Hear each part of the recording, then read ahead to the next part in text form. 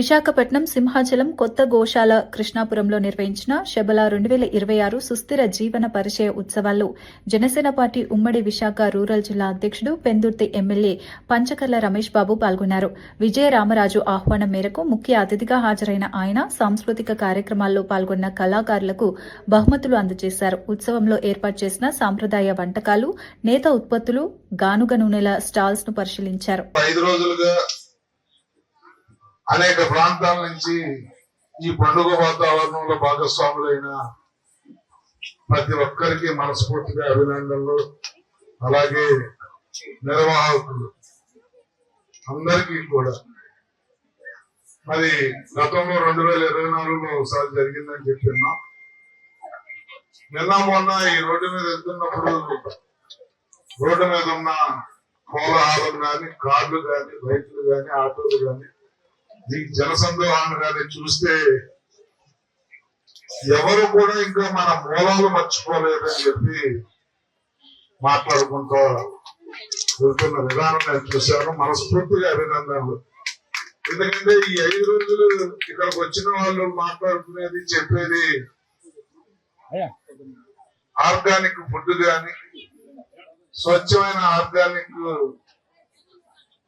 నెయ్యి గాని, ఇతరాత్ర ఏర్పాట్లు గాని, మన మూలాలు గుర్తు చేసే ఇల్లు గాని, మంచాలు గాని, ఆ నెయ్యి గాని, గతంలో మనకి ఆ ఎదురుబొమ్మలతో అల్లిన ఇళ్లలోనే నివాసం ఉండే ఆ సాంప్రదాయాలను అట్లా గుర్తు చేస్తా ఉన్నా నిర్వాహకులను మనస్ఫూర్తిగా అభినందిస్తూ, మరి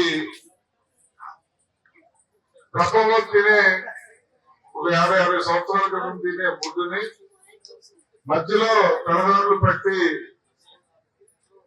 ఈ పిజ్జాలు, బర్గర్లోకి జనరేషన్ వెళ్ళిపోయినా మళ్ళీ ఆరోగ్యాన్ని కాపాడుకోవాలి అంటే ఏం తినాలో నేర్చుకుని మళ్ళీ వచ్చి ఇప్పుడు ఆరోగ్యాన్ని మనం కాపాడుకుంటా ఉన్నాం.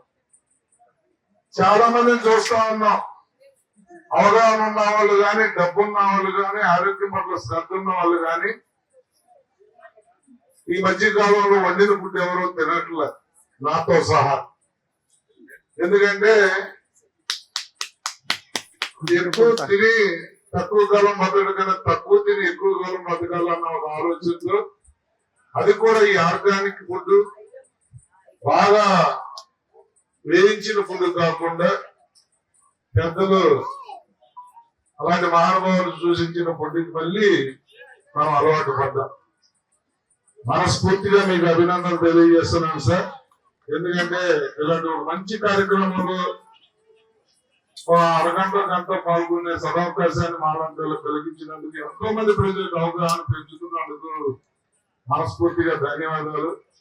చాలా మంది వచ్చాము, చూసాము, వెళ్ళాము అన్నట్టు కాకుండా ఈ ఆహారపు అలవాట్లు కానీ, ఈ కల్చర్ కానీ మీరు పెద్ద రావాలని మనస్ఫూర్తిగా ఆకాంక్షిస్తూ, పెద్ద అందరూ నేను ఊరికి ఇక్కడికి వచ్చానని చెప్పడం కాదు, అవగాహనతో మళ్ళీ ఇక్కడ ఏదైతే నేను ఫుడ్ చూశానో రోజువారీ ఆ ఫుడ్తోనే ఇప్పుడు జీవనం మొదలవుతా ఉంది. మీరు కూడా దాన్ని అలవర్చుకోవాలని చెప్పి ఈ మూలాలు కూడా ఇప్పుడున్న జనరేషన్ కి తల్లిదండ్రులు చెప్పాలని చెప్పి కోరుకుంటూ, ఇలాంటి ఒక మంచి కార్యక్రమంలో నన్ను భాగస్వామ్యం చేసిన నిర్వాహకులకు మనస్ఫూర్తిగా మరొకసారి ధన్యవాదాలు తెలియజేస్తూ